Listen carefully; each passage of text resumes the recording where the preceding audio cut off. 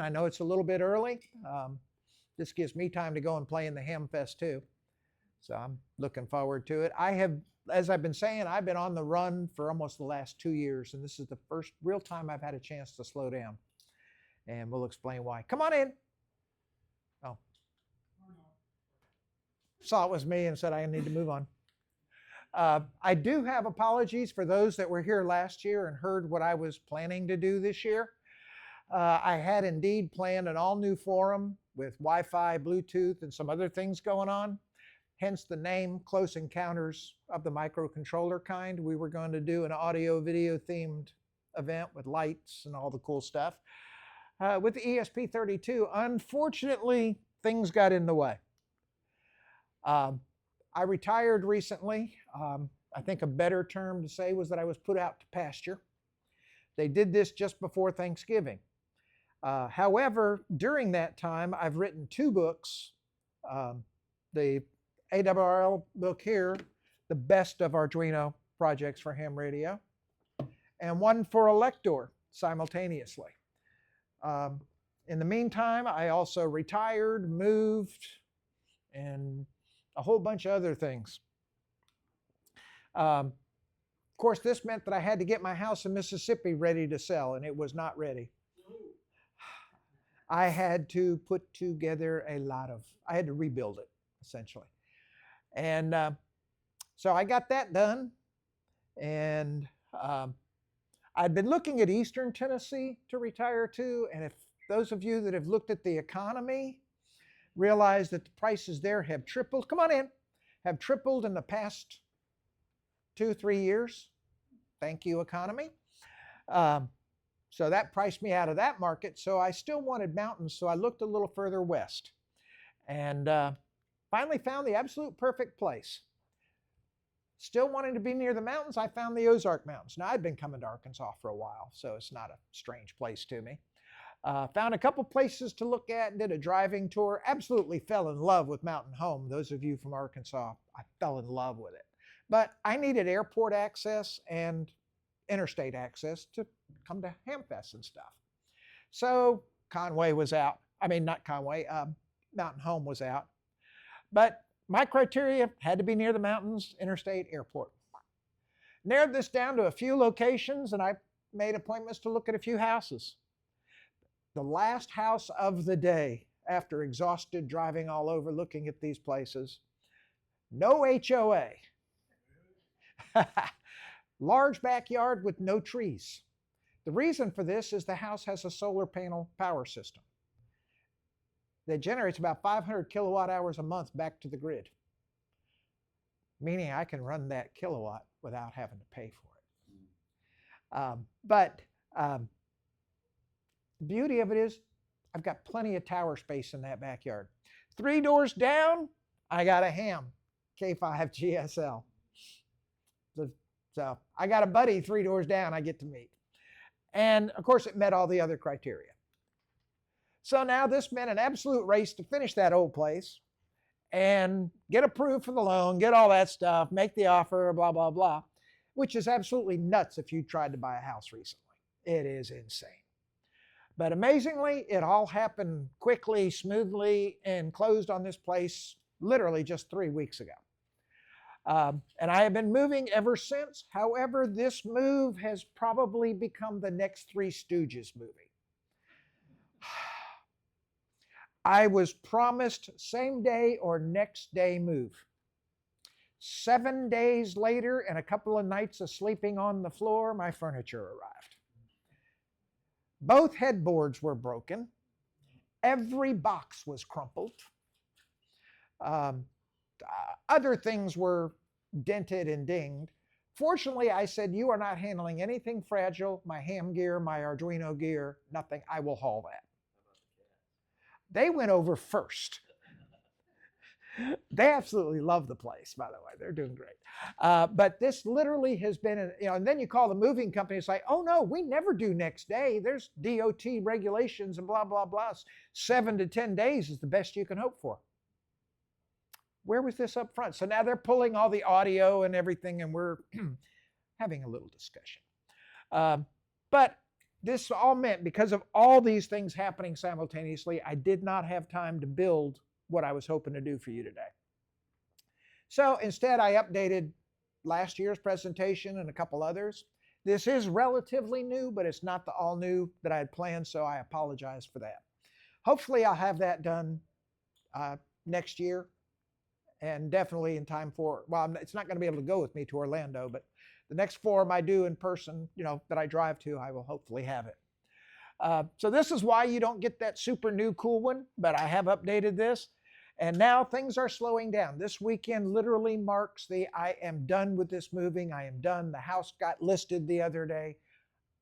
My life just turned into retirement. And this morning I got an email from my publisher at Elector saying, will you do us another book?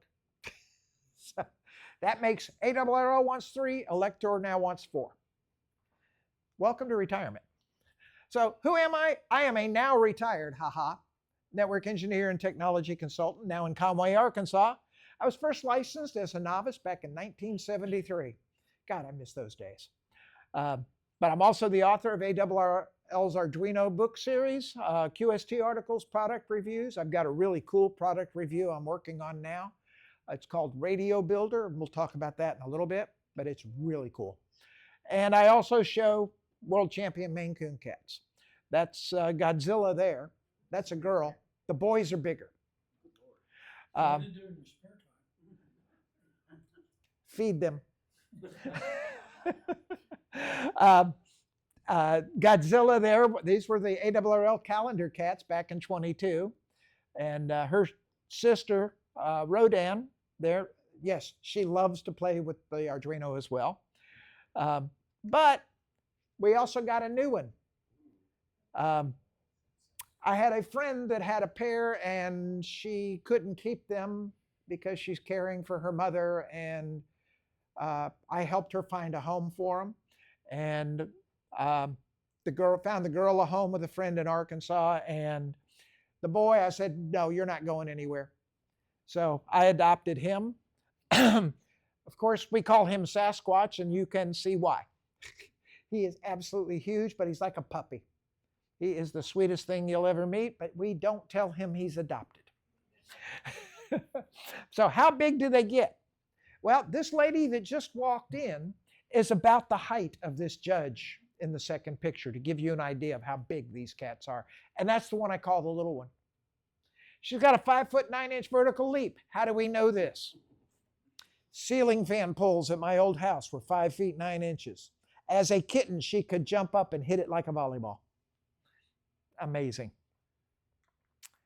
But he's bigger. That's a 42-inch TV. And he's every bit the length of that TV.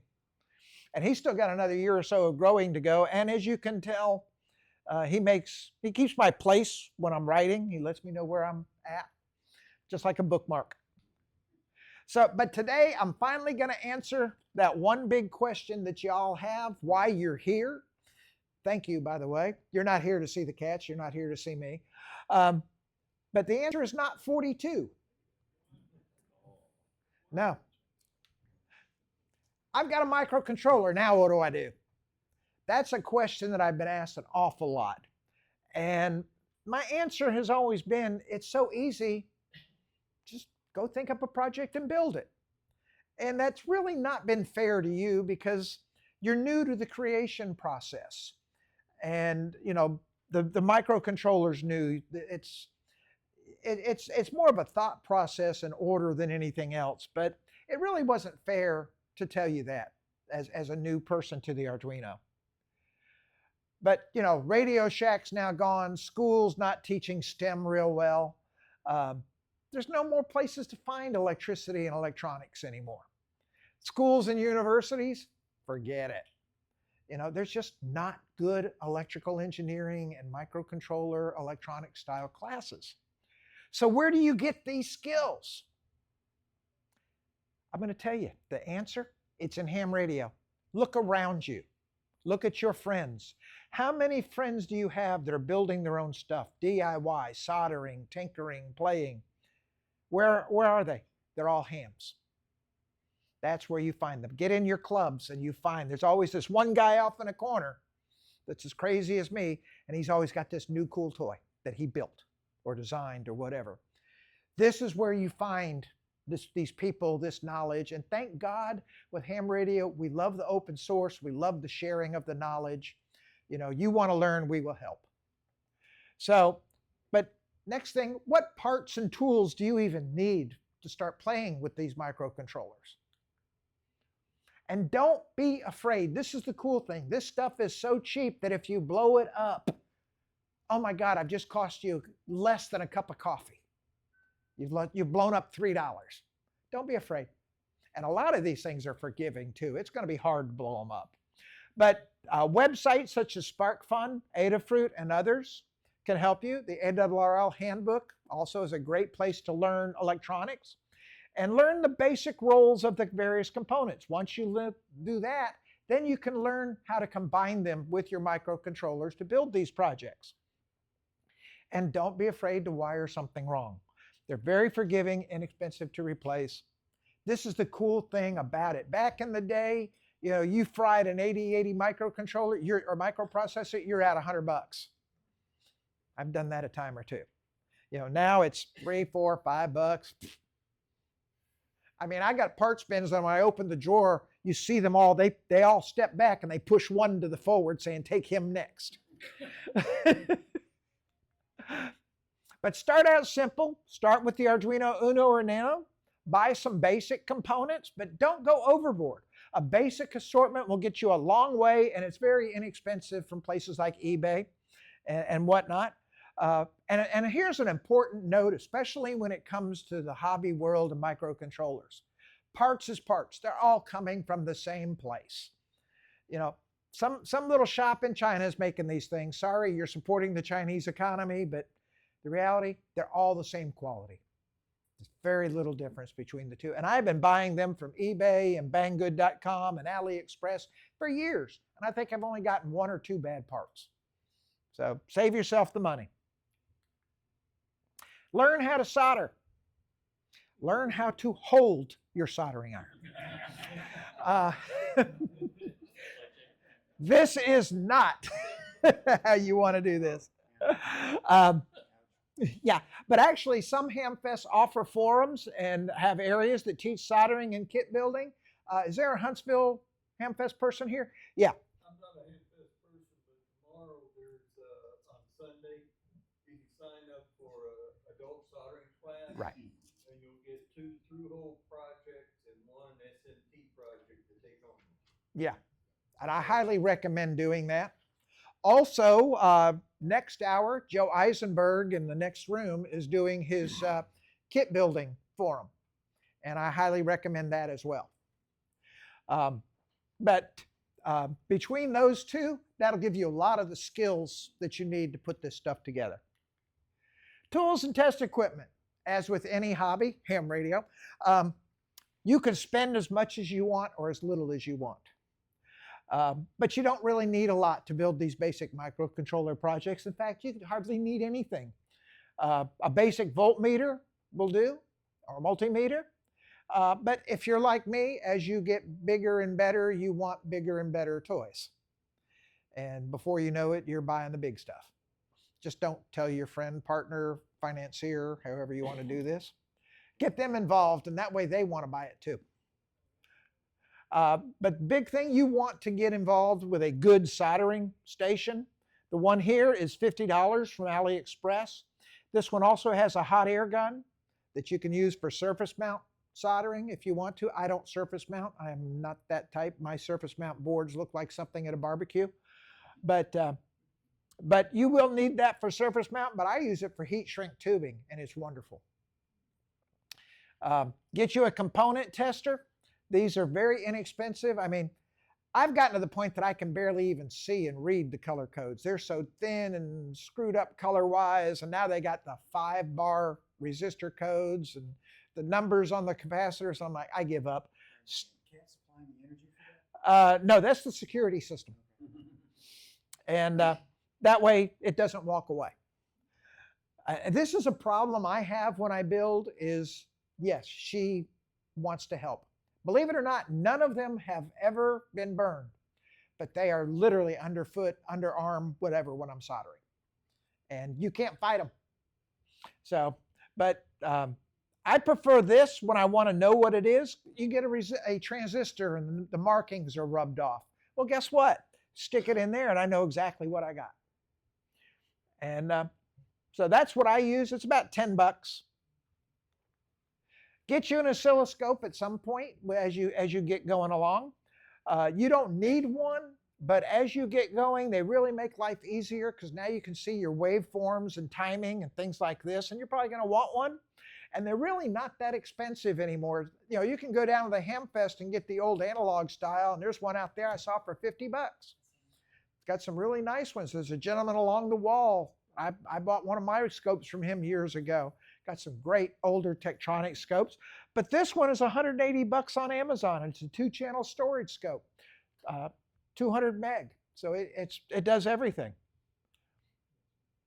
Get you a logic analyzer. This is kind of like an oscilloscope except for digital signals.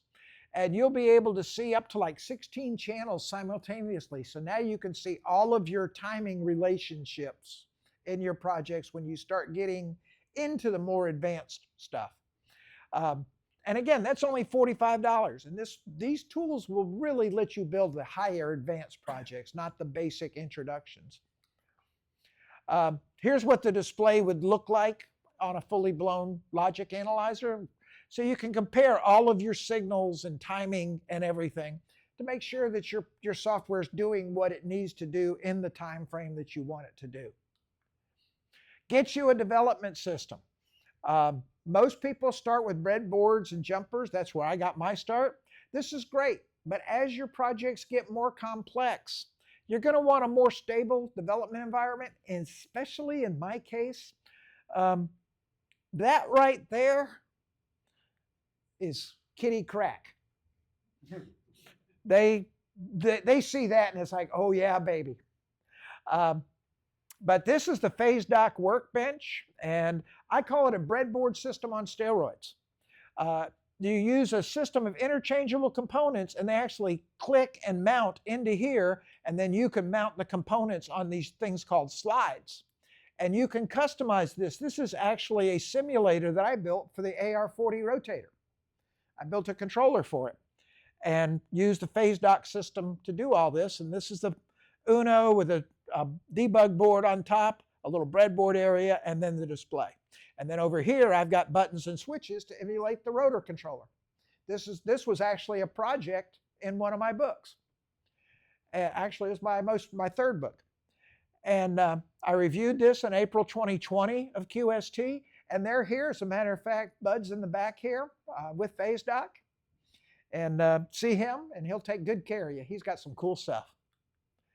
New from PhaseDoc, they just released their new Intro to Microcontrollers kit that includes an Arduino Uno starter kit, a selection of additional electronics, and Bud, correct me if there's some new stuff here, integrated organizer for the components, the 7 by 10 inch base, some click connectors and slides, and it also includes lessons, projects, and some code to help you program and learn the Arduino and microcontrollers. Bud, is there anything else? Okay. And then coming soon, they're developing a robotic arm kit. All right, we're not all into ham radio and stuff. We've got kids, we've got family, we love the robotic stuff. Stop by their booth and see a demo of this thing, but they actually have this and it's going to be available soon. But this is a little robotic kit that you can learn to play with. Now you're going to have to learn how to read schematics. This is one of the trickier parts. This is the core of electronics. Nearly every project is documented in some form of a drawing that we call a schematic diagram. So, it's nothing more than a symbolic representation of the components and connections needed to recreate. What? Oh, okay. How about that? Perfect. Thank you. Not a problem. But it's nothing more than a symbolic representation of the components and the connections needed to build your projects. SparkFun and Adafruit, again, have excellent tutorials on how to learn to read schematics. There's also a number of other websites that can help you learn schematics and basic electronics. And again, the ARRL Handbook is a great place to start looking. And again, parts is parts. for all intents and purposes, they're all the same. So no matter where you get them from, take the best price, the best deal, whatever. You know, just get what you need. So save that money. And a lot of these online suppliers offer free and low-cost shipping. I'm trying to remember the last time I paid shipping on parts. And I got Amazon Prime, so that's even better. But you'll want to stock of basic components so you don't have to keep singing Mr. Postman while you're waiting for your stuff to come in. I had a printed list of parts prepared, but like everything else, it is in a box somewhere in my garage amongst the other 124 boxes. There was not a chance that I was going to find them for this weekend. So I'm going to ask you to send me, if you want this list of recommended parts, send me an email at kw5gp@arrl.net and I'll send you a copy. Just don't ask today because I won't reply today. I'm at a ham fest. But there are typically only a handful of resistor values that I use, 220, 330, 470, etc. And unless otherwise needed, the small 1/8 watt is fine. We're only playing with 5 volts here, low power. Typically, I also only use a handful of capacitor values. Again, 25 volts or higher. Don't have to worry about it if I'm running 5 volts, 12 volts, I'm covered. Diodes and transistors, I generally have a power rectifier. I like the 1N4004, small signal diodes, Schottkys, and Zehners. Just a spattering. And for transistors, I typically stick with the NPN 2222As and the 3904. Those handle just about every switching need I need at the low voltage level, the LED level, etc. Now, if I'm driving a motor, yeah, I'm going to want a bigger transistor. And of course, voltage regulators and LEDs. Something to think about is your average microcontroller can only drive about 800 milliamps of power off that USB connection. So you're going to want some external voltage regulators, and I get a handful of 5, 12, and 3.3 volts. And the world is trending toward the 3.3 volts, so I'd focus there in your projects and design down the road. You'll also want an assortment of LEDs, the 3 and 5 millimeter, red, green, yellow, the RGB, which is red, green, blue. And then I like the WS2812 addressable LED sticks and strips, which is like here, this is an 8 LED, and you can actually address each individual LED and set them to one of 65,000 colors. And they're very inexpensive. Got some other basic components, potentiometers. I do both the standard 3/4 turn and 10 turn types. The SPST mini switches, little 5 and 12 volt relays, and DC power connectors. And of course, I love using the power pole connectors. So standardize on stuff, and there's virtually your entire parts list.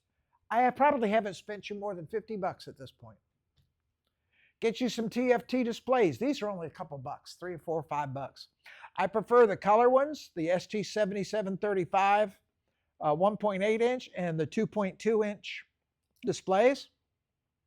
Most of them are designed for 3.3 volts, so you want a 3 to 5 volt level shifter module that's right here.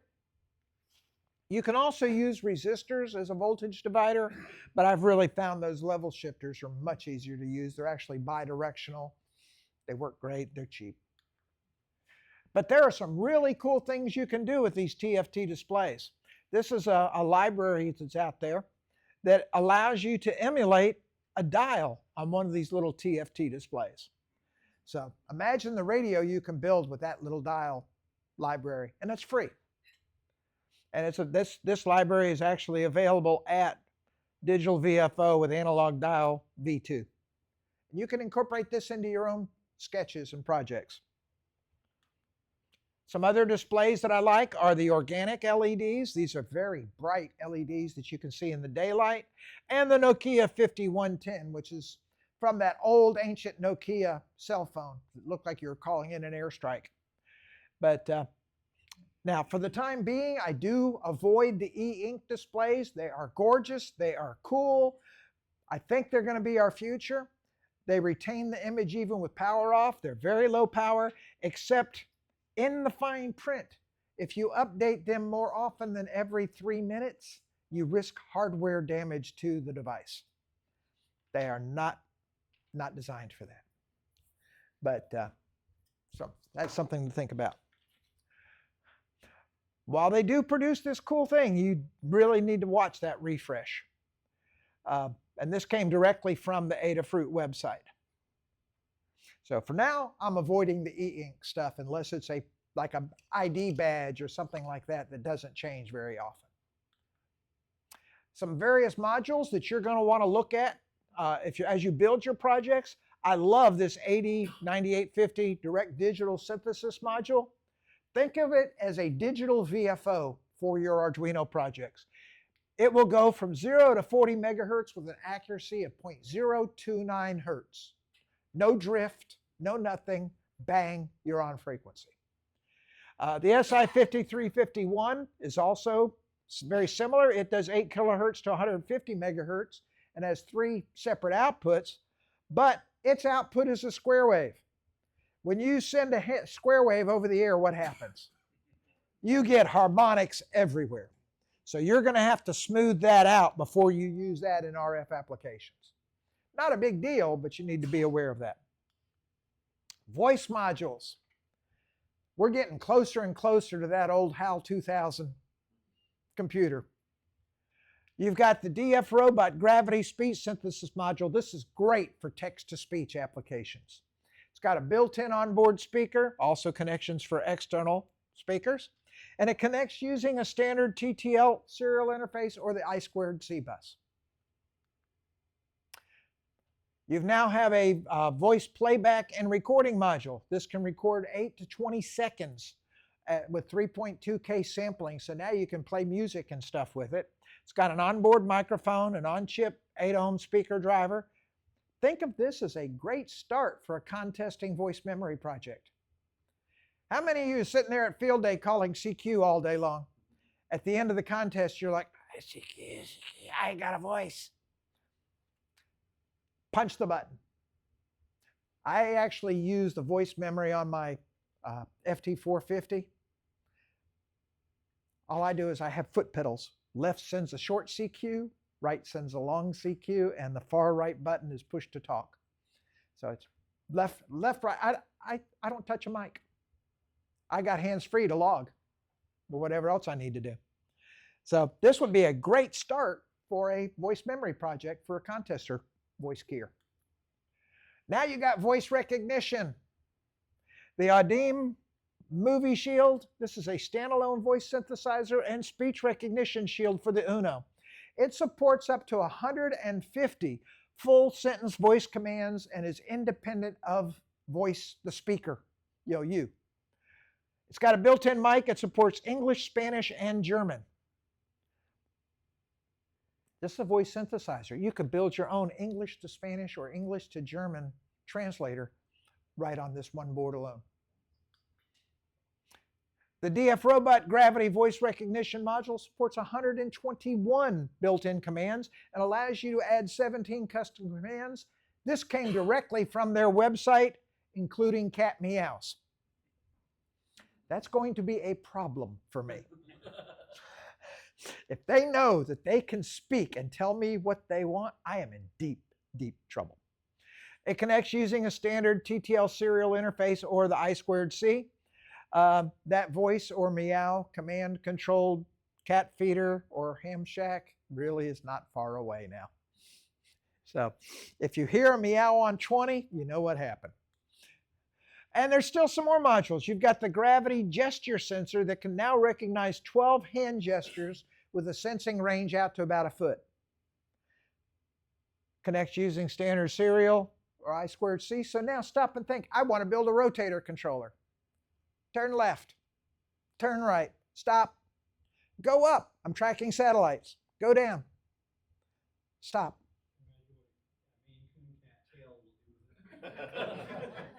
I had not thought of that. Anybody want one of these for free? Because I'm going to be getting rid of mine.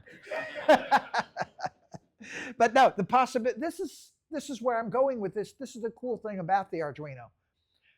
Imagine the possibilities. You're already there. Think of what the stuff you want to do in your shack. I'm leaning back in my chair.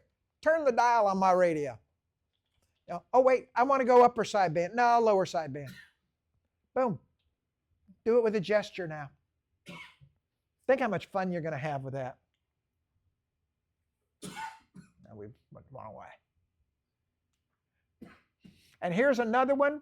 While many of these newer microcontrollers do have integrated Bluetooth support, you'll also want to have some of these standard Bluetooth modules around for those boards like the Uno that don't have built-in Bluetooth. And these can be used as either a master or a slave. And we're going to discuss an interesting project with that HC05 in just a minute. You also have satellite technology. We can give it a GPS. So now you can have a grid square tracker. As you're doing a rover and a VHF contest, you can track your grid square and let it tell you what your grid square is. It can also give you highly accurate time for JT9, JT65, FT4, etc. And most of them have an internal antenna, but some have the capability for an external antenna. So you can work from inside a building. Got a wind speed module coming from Miami and tracking hurricanes and stuff. And of course, now in the Mid-South, we got tornadoes and wind speeds and stuff. Wouldn't you like to know how fast that was that took off your roof? They got a wind speed module known as a hot wire anemometer. This has no moving parts. What it does is it measures the temperature. That heats one of these and measures the temperature required to keep it at that temperature, and that gives you your wind speed. And it's all automatic. It tells you this. And the version C module can go from 0 to 60.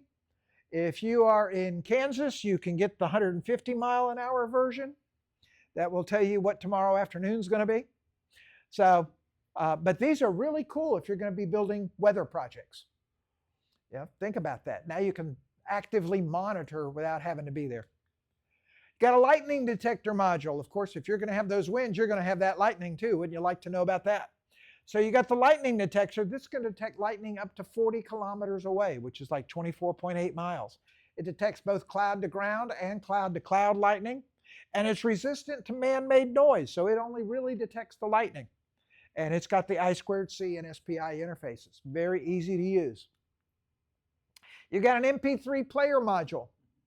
So now you can actually even expand that voice memory out to even further. You can hold a whole QSO and just push buttons, not have to say a word. Uses a micro SD card. It can play MP3, WAV, WMV files, and communicates using a standard TTL. You can have 100 folders of 255 files each. So imagine the capabilities. And we don't have to think ham radio here. Think music, think your own little players, your fun stuff, tutorials. You can do all of this. Some of the other modules, and I purchased these on an as-needed basis from like SparkFun, Adafruit, DF Robot, eBay, etc. And when I order one, I always order two. Why? One of them is going to go boom, invariably. Not because it's a defective part, just because I don't treat them right. I'm always playing with cutting edge. My first words, if you ever hear these said, run, I wonder what if. You start hearing that stuff going on, I'm about to use a part a way it wasn't designed to be. Somebody actually accused me of being a serial violator of Ohm's law. I didn't deny it. Guilty. But you'll also need some basic supplies to construct your projects. I like the 60 by 80 millimeter prototyping boards. They easily fit inside the SolarBotics enclosures that I like. You'll see those in a minute. And I also like to use a prototyping shield that will mount on top of an Uno. And most of my projects will actually fit in there. And this is a crystal-based project, and I couldn't tell you what it is, but I think it's a tone decoder. But to wire everything together, I use 30 gauge Kynar wire wrap wire. It's available in a lot of colors, so you color code everything. In my case, orange is plus 12, or no. Orange is 1, there's my ground, there's my signals, and I think that's the blue is plus 12, so orange would be plus 5. And that's the way I put everything together. I like everything in sockets. Why? Smoke. So much easier to change if they're in sockets. Plus, this lets me repurpose. When I finish a board, I want to move on to the next project, maybe for the book. So if it's in a socket, I can take that special module and use it somewhere else. And I just label this board for what it is, so I know what it is, put it in my stack, and off I go. For microcontroller modules and cables, I love snatching up those old floppy and hard drive cables. They make perfect little interconnect cables. And you get the DuPont style 2.54 millimeter header and socket strips, crimp all that together, stick them in the headers, and you've just built your own little connectors. And you can cut them down to whatever size you need. I use them for Uno sockets and nano sockets and everything.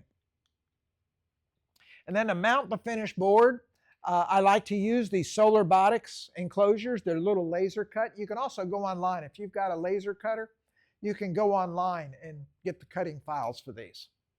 But they just need basic screws and nuts and washers to put everything together. I use the little 2.54 or 2 millimeter screws and nuts to put the display on top, things like that.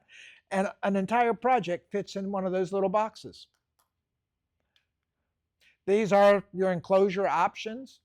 I like to use the laser mega safes. They're available in clear, black, dark blue, and transparent red.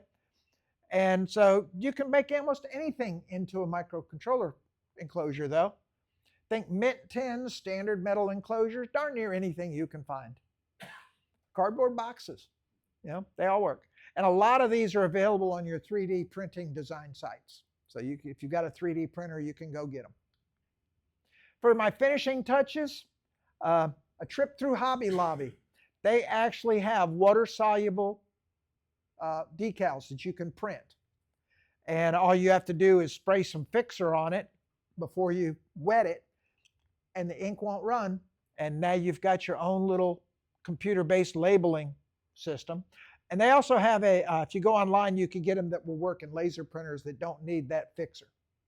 So you can print your own full color labels. So now, what do you build? How am I doing on time? I'm good. So if you're starting out, there's a number of good places you can go to learn how to build these projects. Of course, you can find them in the many books online, including mine. And then SparkFun, Adafruit, Instructables, and others have a lot of projects on their website. So how do you get started? Well, for years, I have recommended the Dr. Arduino series of prototyping boards. If you've been in my forums before, you've heard me talk about them. I reviewed them. But they no longer sell those boards as of a couple months ago. He has shifted to the learning side of the Arduino with their new Maker Academy. This is a projects-based learning strategy that's going to allow him to offer all kinds of microcontroller projects on a subscription basis, along with the tutorials and instructional material. I'm going to miss those boards because it's so handy to say, go get you a Pioneer and there's your starter kit. So this is kind of, the world changes, best way to put it. And I talked to him about that, and he says this is the way to go. The online business of selling and everything, he said the taxes just got to be a pain in the butt. So he says, I've shifted to a subscription-based scenario. But they do recognize that ham radio is a large part of his business. So he will have a significant number of ham radio projects, including a satellite tracking system that's actually based from the ones in my books. And one cool aspect is the option that you purchase all of the components. You see a project you like, it will have an option that you click and it will order all of the parts for you and send them to you in one package. If the project involves 3D printed stuff, there will be an option for you to click, and he's got somebody who will send you the 3D printed components. So you don't need to buy a 3D printer. Now, as part of your design process, you need to know what's available on the Arduino. You've got digital analog pins, but you also have these buses you've heard me talk about. The I2C is the inter-integrated circuit. This is a 2-wire bus. It's an industry standard. It's used by a lot of microcontrollers. You've got the SPI, the serial peripheral interface. This is another industry standard bus. Most of the modules you're going to find will support these two buses, or one of the two. You also have the one-wire bus. This literally uses one wire plus a ground. The power is on that wire as well. There are also two versions of this wire, one-wire communication. One is for Dallas Semiconductor. The other is Max Detect. They are not compatible, but they only use one I/O pin. So this is things to handle. You've got the controller area network. How many of you are familiar with that? All of you can raise your hand. You drove over in one today. It's in your car. That's that ODB connector that's under that your diagnostician tech connects to. He's connecting to your controller area network bus in your car. And then, so now you can build your own car diagnostic tools and stuff. How about sticking one in there and you can build your own little mileage meter, GPS, whatever you want, right from that connector. You also have UART technology. This is the old standard RS-232 style communication. But now, which microcontroller do I want to use? There's 100 of them now. As a general rule, I recommend starting out with the Arduino Uno and Nano and work upwards from there. You'll be surprised how many projects you can fit on the Uno or Nano platform. It uses an 8-bit 16 megahertz CPU with 32K of flash, 2K of RAM, 1K of EEPROM. It's got 14 digital I/O and 6 analog inputs. It runs off of the USB port or 7 to 20 volts DC. $3. Got the STM32. This is, again, it has a variety of options, but this is the 72 megahertz ARM Cortex version, 64K of flash and 20K of RAM. Now, when you hear those numbers and compare them to your PC, they're not very big numbers. But for microcontroller, you can fit almost everything you need in there. You've got 32 I/O pins. 12 of them can do pulse width modulation. You've got 14 analog inputs, 3 UARTs, 2 SPIs. Costs a whopping $3. You've got the ESP32, and this is becoming my favorite. It's got 160 to 240 megahertz CPU, 4 to 16 mega flash, up to 77 I/O pins. 10 capacitive touch switch sensors. Who was I talking with touch? Oh, Brett. There's your capacitor touch switch sensors. 4 SPI channels, 2 I2C, and 3 UARTs. 8 channels of infrared remote control. So now you can build your own TV remote controller and have it automatically turn your TV to your favorite channel at certain times.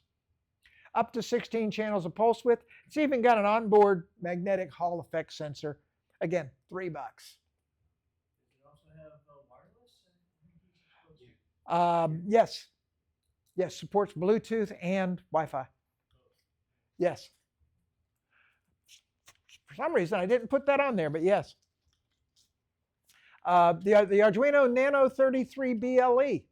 It's a pin-compatible substitute for the Arduino Nano, but it is not 5-volt tolerant, so it's not truly plug compatible. 64 megahertz, 32-bit CPU, a mega flash, 8 12-bit A to D pins. It's got a built-in 9-axis inertial measurement unit, accelerometer, gyroscope, magnetometer, Bluetooth, and Bluetooth BLE. It's a $26 board. You've got the Nano ESP32, again, not plug compatible, but pin compatible, up to 240 megahertz with Wi-Fi and Bluetooth LE. It both supports the Arduino and MicroPython. So you've got choice of 2 programming languages. It's $20. You've got the Arduino Nano RP2040. That's basically the Pi Pico.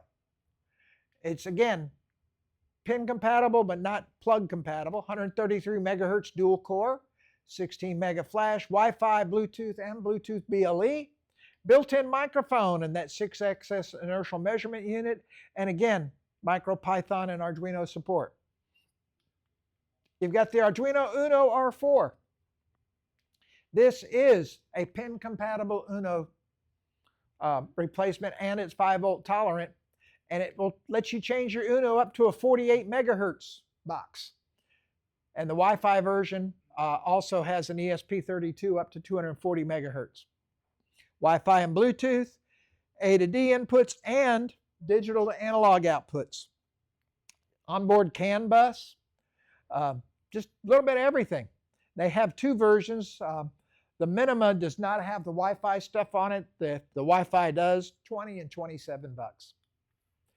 Then you got my personal favorite now, the Raspberry Pi Pico, dual core, 133 megahertz, 2 mega flash, 256K RAM. This is just a workhorse. Those of you who've seen that forum I did a couple years ago, this has become my absolute go-to favorite. It even has an on-chip real-time clock and temperature system. Costs a whopping $4. And the cool thing is, this can run multiple languages. With this little boot select button, it will actually use the USB port to pull down the language image that you want to run. You can run C++, MicroPython, CircuitPython, 2 versions of BASIC, and of course the Arduino IDE. Is CircuitPython Adafruit? Yes. And at some point you're going to want to design your own Arduino projects or microcontroller projects, not just Arduino anymore. So this means you're going to want to document your work in a standard, easy to understand format. There are 2 basic free schematic creation tools that you can use to document. Up to this point, I have used the Autodesk Eagle free version. However, they're transitioning to the Autodesk Fusion. It will still be free for personal use, but there's limitations. KiCad is a free open source suite for schematic capture, PC board layout, circuit emulation, and built-in features. I personally am transitioning everything I've got to the KiCad. And it's all free and open source. If you want to practice with the Arduino and several other microcontrollers, there are several web-based simulators you can use. Arduino Simulator is an open source online simulator written in JavaScript and actually runs directly in your web browser with no other hardware needed. It supports the Uno R3, the Mega 1280, 2560, and the Nanos. WowKey is a browser-based simulator that supports the ESP32, Arduino, and Raspberry Pi Pico. So you don't even need to buy the hardware to learn how to use this stuff. Go online and play. Here's some new technology. Meshtastic is an open source technology that uses LoRa, which is long-range radio technology, to build a long-range, off-the-grid communication network. Think mesh networking.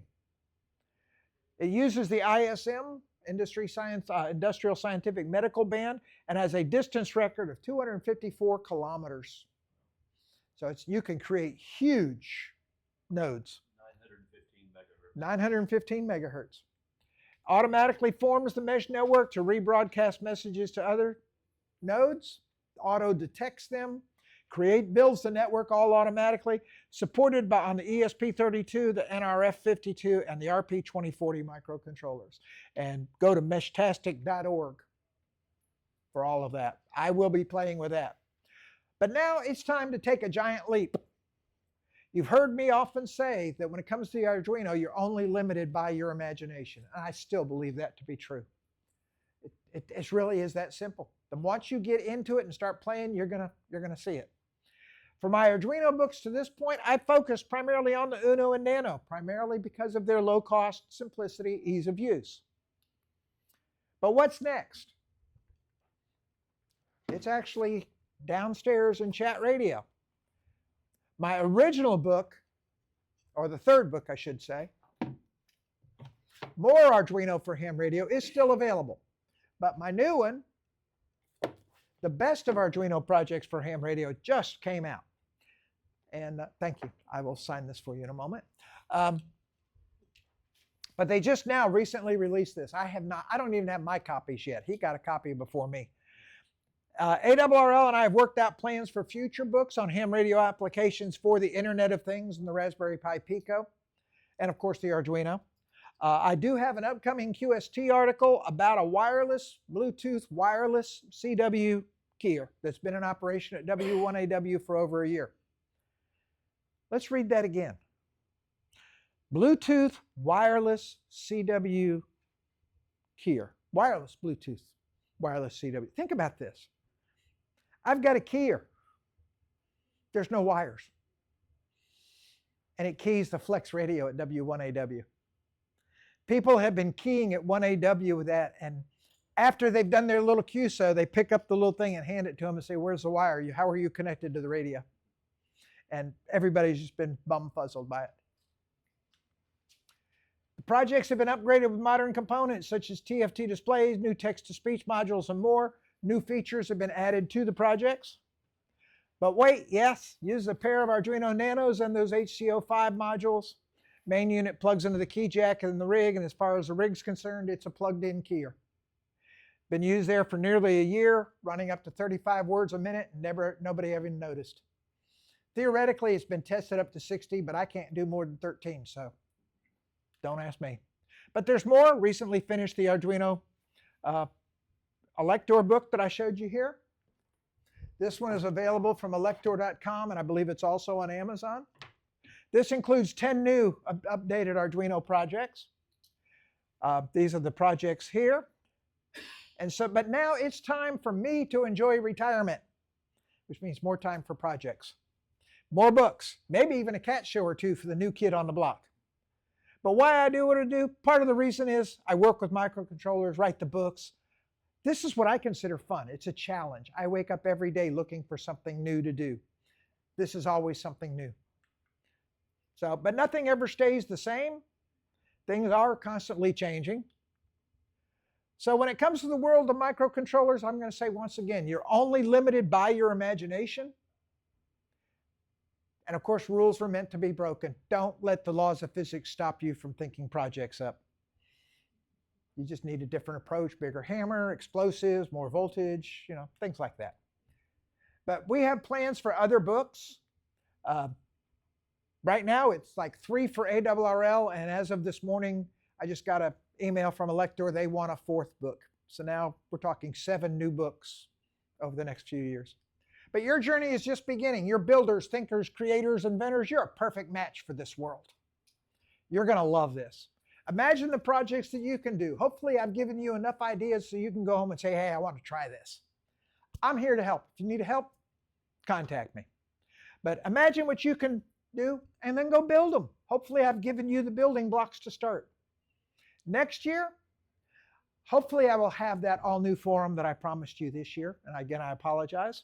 The working title is still Close Encounters with Microcontroller Kind, but it's going to be completely updated with some demonstration stuff. I'm already thinking up and designing the associated hardware for it. All I can say is look at that picture, and who says you cannot hear a picture? That's what I have planned for next year's forum. Thank you. Quickly, questions and comments? Is this being recorded? Yes, it is. Will it be available later? Earl, I'm going to give it to you. oh, you're going to give it to me? It will be available from w5kub.com at the very least. I will make sure that Tom posts it. Yes, sir. I will make sure that this presentation gets published on w5kub.com or on my own website, which is kw5gp.com. I talked to Tom last night, and he confirmed that he's going to do a show with this. Okay, great. So we're all set. Kevin, thank you. I appreciate it. Hopefully I get to see y'all next year. Perfect.